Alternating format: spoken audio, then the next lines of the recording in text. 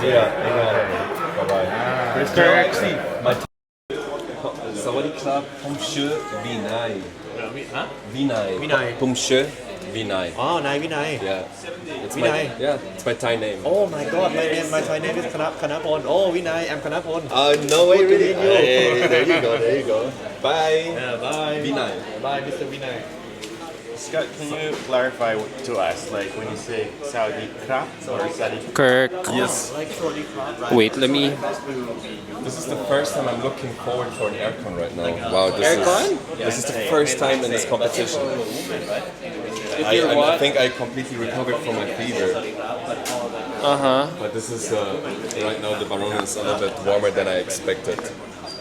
Really? Yeah, usually I'm wearing my barong without my undergarment, and I know I'm getting a little bit of backlash with that. But guys, man, I'm a hot person. I eat a lot of protein. The thermogenesis, the heat that my body generates. Oh my! So I'm sorry, I'm cooling off here right now with the aircon. How's it going? Very cool. I always look at you as kind of Zoolander-ish. Yeah. Ben Stiller. Ben Stiller. Call me. With your good looks and antique skills. Superman. Well, that's Yeah, interesting. you get that a lot. Yeah, they call me the Philippine Superman. Well, it's a combination of Jim Carrey and Superman, so it's a very, Jim Carrey. I don't know.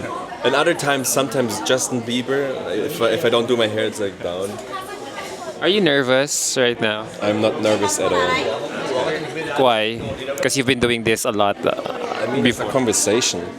I'm having a conversation right now. I'm not nervous now. Did you ask Indonesia about his interview? Not yet. I just briefly met him right after me coming to the gym. Have you asked him? Yeah. And He was floored that some of the judges asked him hard-hitting questions. hard-hitting question. Yeah, like I want to give you a preview right now because of his American upbringing, he was asked about it.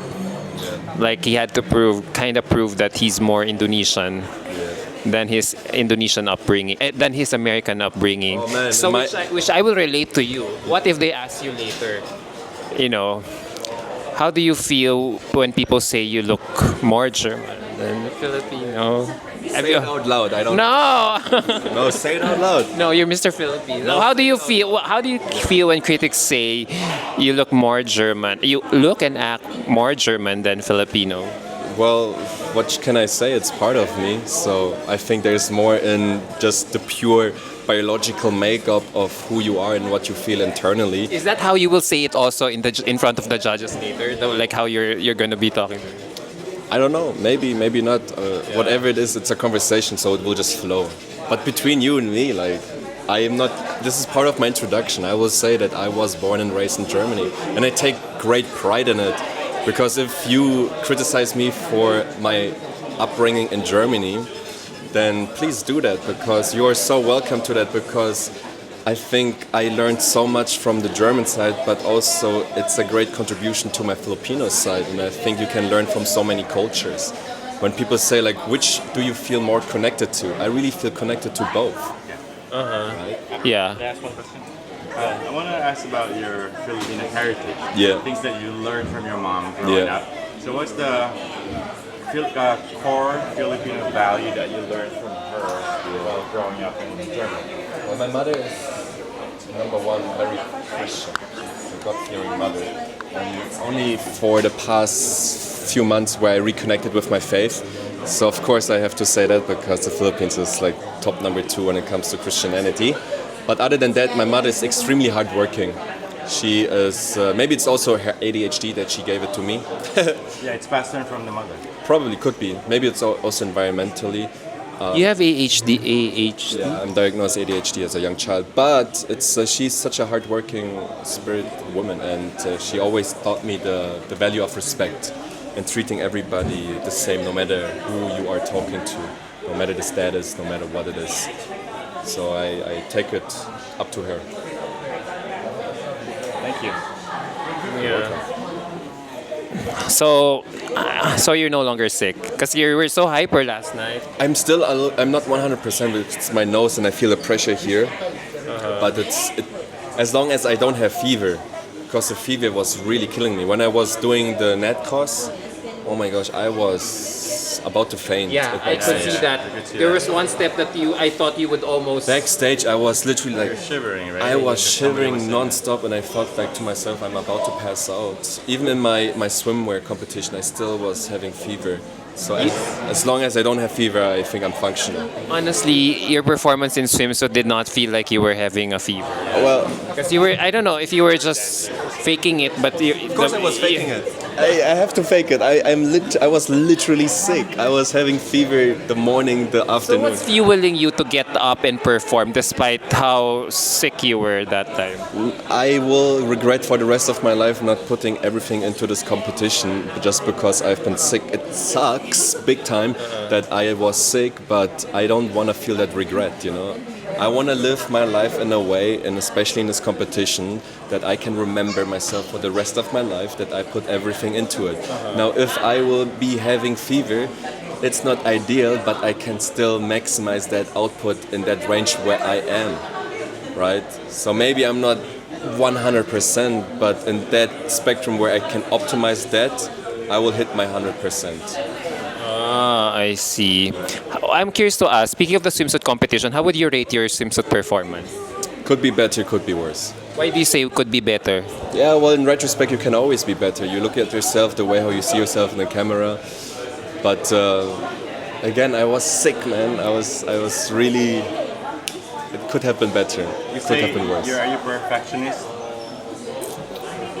I wouldn't say that. I tried to steer away from this the past few years because, like a perfectionist, I was certainly like that before, but it keeps me I'm focusing on speed, and I just need progress. And if you're a perfectionist, it will slow your process down. So sometimes you just have to take the leap of faith and just trust in yourself and the capacity that you can handle these situations very well, and then figure out the details later. Is it true that you don't like watching your videos? Yeah, I don't like it at all. And why is that? I don't know. Ask Johnny Depp. He's the same. It's like I don't. So how do you look at those whenever you're tagged on social media with all your videos on social media? Ignore them. I hard skip, hard skip, hard skip, hard skip, hard skip, hard skip, hard skip. And sometimes I collaborate if it's a good video, where I feel like okay. Yeah, thanks for See, that's AI. That was really good. Keeps on growing. I know. so. What do you call that? Since you're not fond of looking at yourself in the video, is it some form of insecurity or like, no, not weakness? Like, how can you like you don't want to see? Like, is it like more like? I can relate with what you feel. Normally, I also don't want to see myself on how I look like on social media. And it's rooted, on my case, it's rooted on self-confidence. What about you? I just don't like seeing myself. That's it. Really? With how good looking you are, you don't like seeing yourself. How much more me? Wow. It's No, because maybe it's like this, right? Every time I am on stage, no matter it's on the bench or I do a fashion show, I do a pageant, it's like a blip.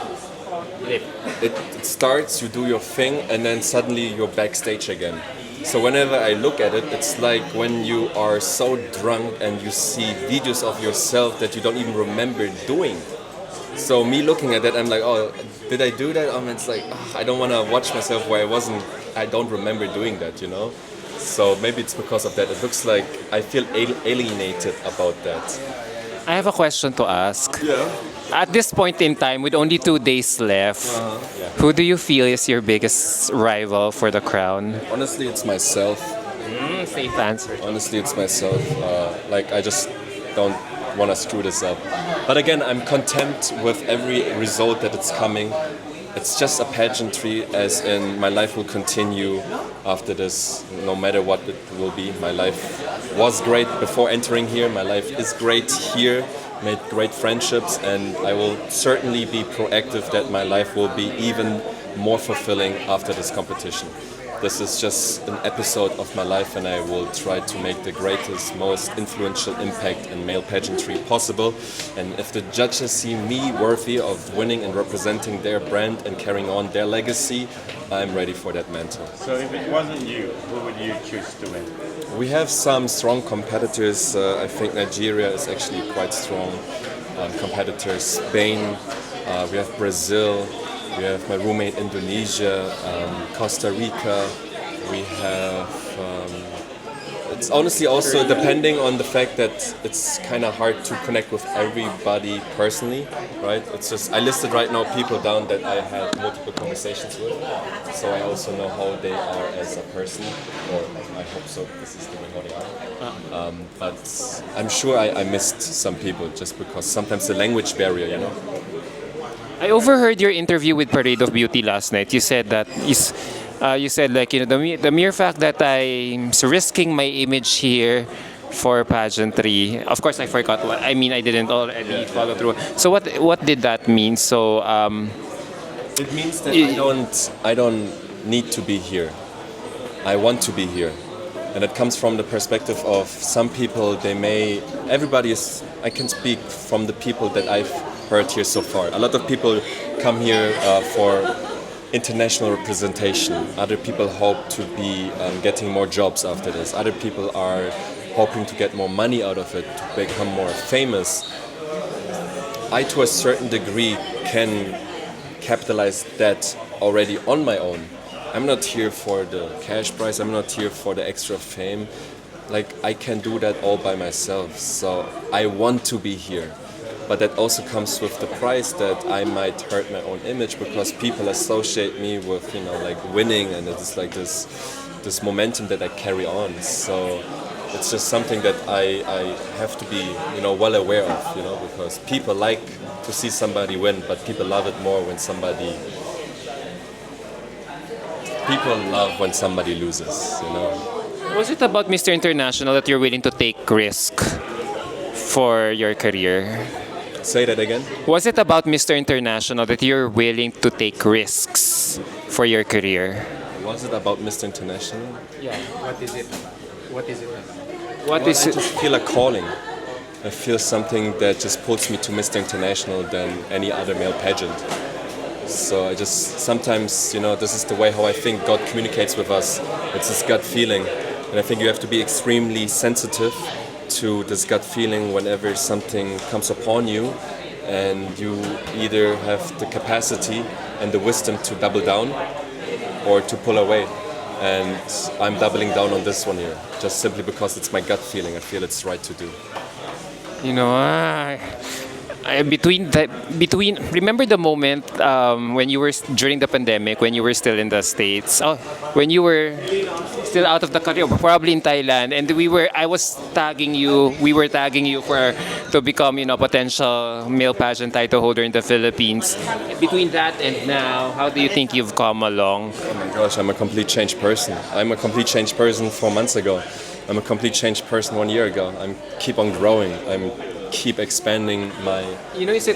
guys like you, the reason why I love following you now in pageantry is like you kind of sort of elevate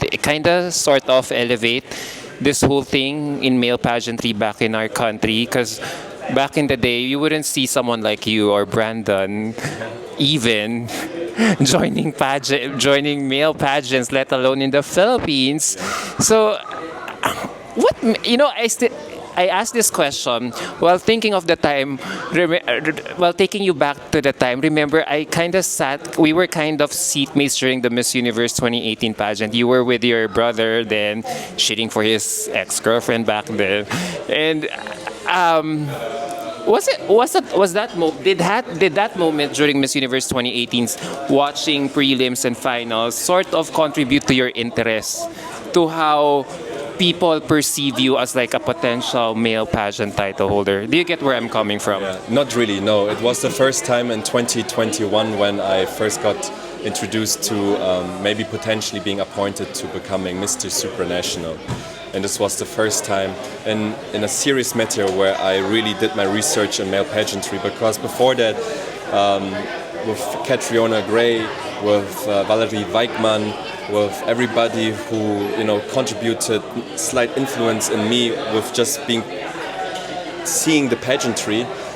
I feel like that was the tipping point where I, for the first time, really considered, and maybe I can do pageantry, and maybe I'm a person who can uplift this industry, because I think everybody, whenever there's this stigma about male pageantry, whatever it is, I think I have the capacity to contribute in a legacy where I can upgrade the male pageantry. So I want to see this male pageantry grow into something even greater than it is right now. And so far, with Mr. Pilipinas Worldwide, particularly speaking here in the Philippines, we're doing great progress, right? So somebody has to step up, somebody has to come and do this, and I would like to be remembered as this guy. The Superman of Philippine pageantry. Well, good luck. Do you still have any other questions? Christian, Christian. Have you spoken to Brandon?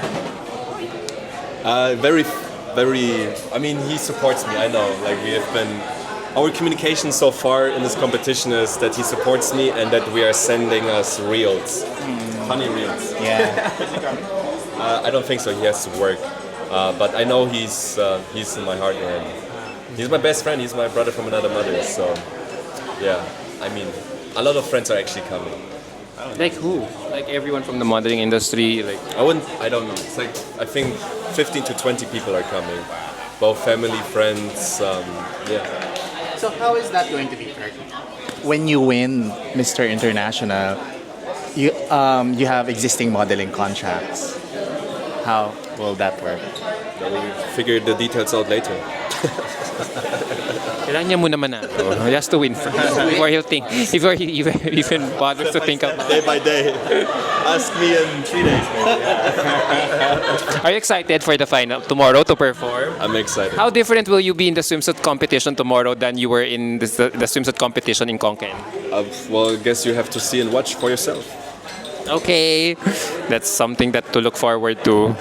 Yeah, Q&A. I feel like you don't need any training for it. There's a difference between having a conversation the way I have a conversation with you right now and being on stage and having a time limit of 30 seconds and having a full crowd watching you and the spotlight on you. That's different, you know? It's very different. Do you get nervous when there's 30 minutes on the clock? Yeah, you do. Yeah. That's normal. You're now nervous. Usually this is a chi point here, right? So I just press this chi point. And even right now, me just doing this, I just focus on my breathing. Inhale through my nose 3 seconds, hold the breath for 3 seconds, exhale for 3 seconds, and hold that for 3 seconds. So I do this for 30 seconds. And this just lowers my heart rate. So this I do always before a competition or show, whatever. I'm still a human, guys. I still feel, the nerves, So it's not a normal situation to be on a stage, and it's about the Q&A. Look at this, right? Yes, it's a Q&A. It's about intellectual input, but at the end of the day, if you're on a stage, it's a performance. So you have to treat it as such, and you have to balance it with the content and what you have to say, that it actually makes sense, but it's also delivered in a way where hopefully, it's impactful. I'm curious to ask, sorry, if you win the title on Thursday night, how would you use it? How would you use the platform of Mr. International? Well, whatever I'm doing right now in my life, it will be just magnified. So nothing will change, only the platform will grow bigger. Oh, it's like put a magnifier on me. That's it. Because I will continue being a force of good with the pageant or without the pageant, right? Yeah. Of course, if I would be honored to have the crown, then it would also be adapted to that purpose in a way that I really want to make an impact in male pageantry. Like I want that people 20 years from now on look at my performance or look at me, what I did so far in life, and it's just, he's the benchmark. He's something that other male people can inspire to be, So would you say that joining pageantry kind of give more direction, give someone like you more direction in life? Because it forces you to be good, it forces you to be to be grounded and be a better person? Not really. I think I joined this pageant because my purpose in life, it's very simple. It's one distinct sentence: to be a force of good. And if I can join a pageant and it's part of this journey, right? That's my gut feeling. I'm telling you, this is really what I think. I'm not joking around. This is how God communicates with us. The gut feeling that I have here, and I ask myself, this is my moral compass.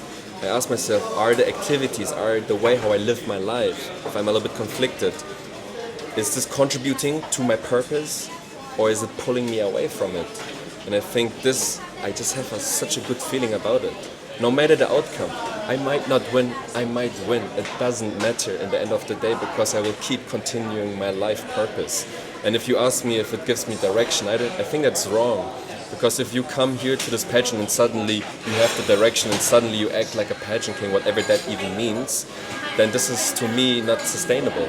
You come here and the pageant, whatever you represent the country in, that is a mantle that you put upon on you. It's not your identity. You're already your whole person on yourself, and you have to carry yourself. It just so happens that you're on a national stage, international stage. You know? All right, Kirk. This is your second international pageant, right? Yep. So, is there anything that you had to unlearn, like an attitude, habit, behavior from your past international stint, and you're bringing it here as a learning experience? Yeah, well, not really learned. I try to be more proactive in between the activities. It's just that when I was competing in my previous international competition, I wasn't really feeling well. There are many things in my life that wasn't the way how they're supposed to be. Everything that got wrong went wrong. This competition was way more intense. The schedule was way more, it was really suffering. It was really pain. So now that it's a little bit more open, right? I can go to the gym now. It's amazing because, we're having closer interviews. I didn't have that freedom in my previous competition. So it gives me and enables a little bit more room for me being proactive in between the activities and, connect with more people. Thank you. Yeah, you're All welcome. right, thank you. Good luck, Kirk. Thank you so much. I hope this was enough good practice for you later. Yeah, Of course. It's just a conversation. Man. yeah. Nothing Just crazy. walk in and feel like you're talking to friends, right? Yeah, I am. Be yourself. That's it. You did so well. Thank you. Good luck. It'll be good. Now I'm warmed up. I'm so loose. Whose turn is it now?